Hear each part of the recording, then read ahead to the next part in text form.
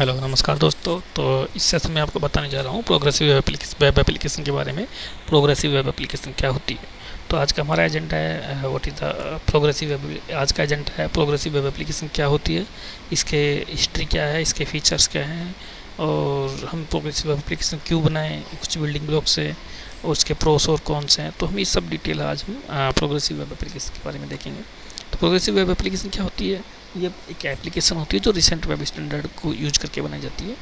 तो इसमें हमारा क्या होता है कि इसमें में जो हम एंड्रॉयड की एप्लीकेशन या iOS की एप्लीकेशन यूज करते हैं तो हमें मतलब एंड्रॉयड और iOS की एप्लीकेशन जैसी फील करवाता है। ये सिंपल एक वेब एप्लीकेशन होती है, जैसे कि abc.com xy.com कोई भी वेबसाइट होती है, लेकिन हम ब्राउजर पर जाके क्लिक नहीं करना होता। सिंपल हम उसको हमारे मोबाइल की होम स्क्रीन पे ऐड कर सकते हैं और वहीं से उस पर क्लिक करेंगे तो हमारी वेबसाइट ओपन हो जाएगी। और हमें मतलब इसमें ब्राउजर का URL वैसा कुछ नहीं होता। सिंपल एज ए जैसे कि एंड्रॉयड और iOS की एप्लीकेशन होती है वैसे हमें पूरा पूरा वैसा का वैसा फील करवाती है कि उसके कुछ मतलब जितने भी ब्राउजर्स हैं उनके कंबाइन फीचर्स को सबके फीचर को कंबाइन करके बनाई जाती है।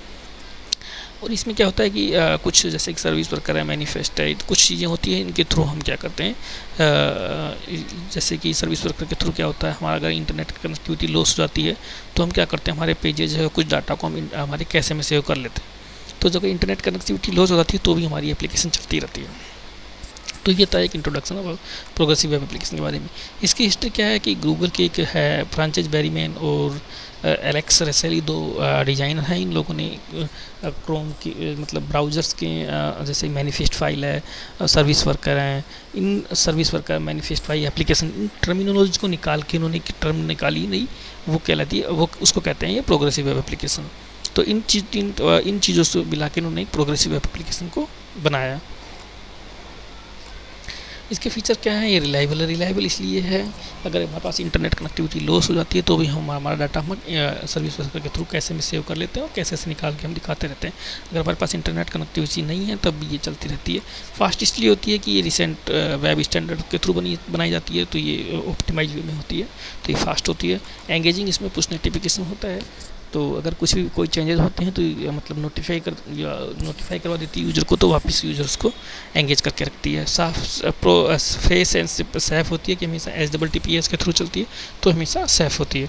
ये रेस्पॉन्सिव, जैसे कि हम एंड्रॉयड और iOS की एप्लीकेशन बनाते हैं तो हमें एंड्रॉयड के लिए अलग प्रोग्रामिंग लैंग्वेज में लिखने की जरूरत होती है और iOS के लिए हमें अलग प्रोग्रामिंग लैंग्वेज में लिखने की जरूरत होती है।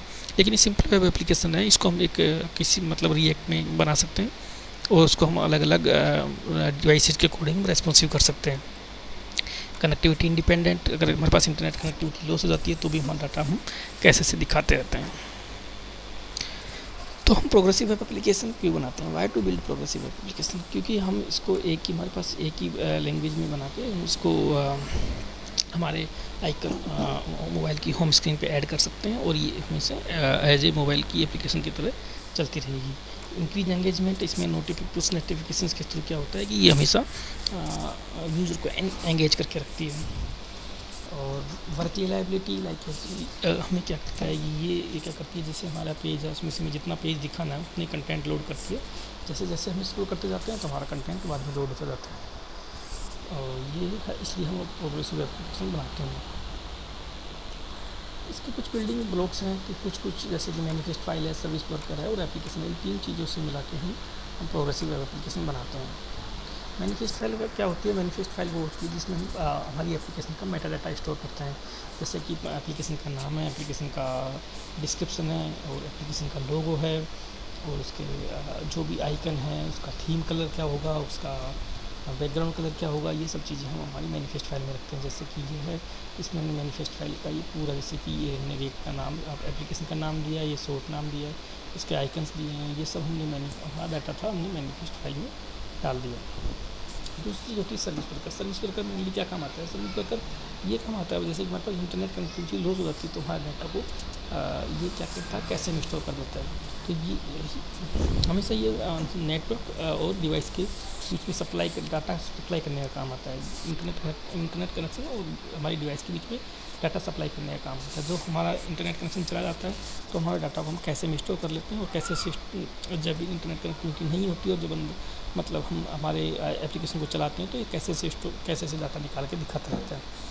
इस तरीके से जैसे कि हमारी एप्लीकेशन है, यहाँ से हम सीधा कोई डाटा को फैच करते हैं, तो हम अगर हमारा इंटरनेट कनेक्टिविटी है तो हम यहाँ से हमारा डाटा को शो करके यहाँ पे एप्लीकेशन में भेज देते हैं। अगर हमारे पास इंटरनेट कनेक्टिविटी लॉस हो जाती है तो हम कैसे से निकाल के हम इसको यूज़र को रिटर्न करवा देते हैं। इसके एक सर्विस वर्कर की लाइफ साइकिल है। कुछ मेथड्स हैं, ये मेथड्स हैं, इनके थ्रू हम सर्विस वर्कर बनाते हैं। जैसे कि सबसे पहले हमें रजिस्टर करना पड़ता है, रजिस्टर करने के बाद सर्विस वर्कर को हमें ब्राउज़र में इंस्टॉल करना पड़ता है, इंस्टॉल करने के बाद एक्टिवेट करना पड़ता है। एक्टिवेट करने के बाद वो थोड़ी देर में अगर कुछ इवेंट फायर नहीं होता तो वो आइडल स्टेट में चला जाता है, और अगर ज़्यादा देर तक इवेंट फायर नहीं होता तो जल्दी नहीं हो जाता है, और अगर कुछ इवेंट आइडल स्टेट में कुछ इवेंट फायर हो जाते हैं तो एक्टिव स्टेट में चला जाता है, और अगर इंस्टॉलेशन के टाइम में कुछ एरर आ जाते हैं एरर में भी चला जाता है। एप्लीकेशन सेल क्या काम करती है? एप्लीकेशन सेल क्या करती है, ये हमारे क्या करता है, जो कोड को बंडल बना के एक आई फ्रेम के स्टैटिक आई फ्रेम में दिखाती है, तो ये एप्लीकेशन सेल में एप्लीकेशन को फास्ट करती है।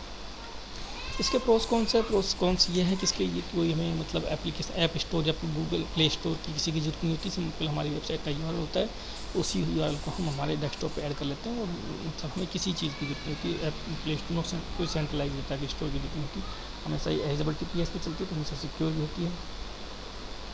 और ये जैसे नई टर्मिनोलॉजी है, सर्विस वर्कर है, इनके थ्रू इनसे बनाई गई है, ये काफ़ी फास्ट भी होती है। इसके कौन सी है कि हमें कोई सेंट्रल डाटा स्टोर नहीं होता, हमें यूआरएल शेयर करना पड़ता है। हम अगर प्ले स्टोर पर जाके या फिर गूगल स्टोर ऐप स्टोर पर जाके डाउनलोड नहीं कर सकते। तो और इसमें जैसे कि दूसरी बात ये है कि इसमें जैसे कि मोबाइल की जैसे कि फिंगरप्रिंट है, स्कैनर है, ये चीज़ें इसमें काम नहीं करती है, और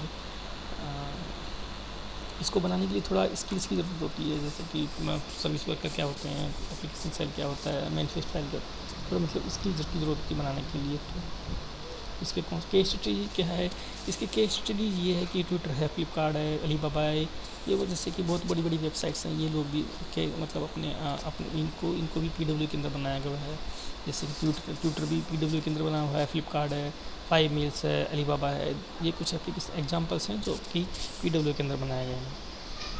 इसके कंक्लूजन क्या है? कंक्लूजन ये है कि जैसे गूगल है, माइक्रोसॉफ्ट है, ये लोग भी आजकल PW की तरफ मूव कर रहे हैं, PW की एप्लीकेशन बना रहे हैं, और इसमें कोई कॉम्प्लेक्सिटीज़ नहीं होती है, कोई बस सिंपल हम शेयर कर सकते हैं एप्लीकेशन को, कोई कॉम्प्लेक्सिटी नहीं होती, और जो हमारा डाटा होता है वो ऑप्टिमाइज वे में होता है, तो ये फास्ट होता है।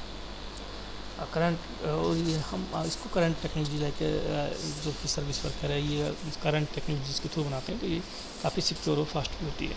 तो ये देखने के लिए आपको धन्यवाद, और अब हम अगले वीडियो में अगले वीडियो में देखेंगे कि हम एक लाइव डेमो बना के देखेंगे कि कैसे सर्विस वर्कर एक्टिवेट होते हैं, कैसे दूसरे स्टेज में जाते हैं, कौन सी स्टेज पहले चलती है, क्या क्या होता है, और उसके बाद एक लाइव एग्जांपल बना के देखेंगे, और जो डाटा होता है उसको भी कैसे स्टोर कराएंगे। जब इंटरनेट कनेक्टिविटी होगी तो डाटा हमारा सर्वर से आएगा, और अदरवाइज हमारा डाटा एक लोकल कैसे से आएगा। Thank you for watching.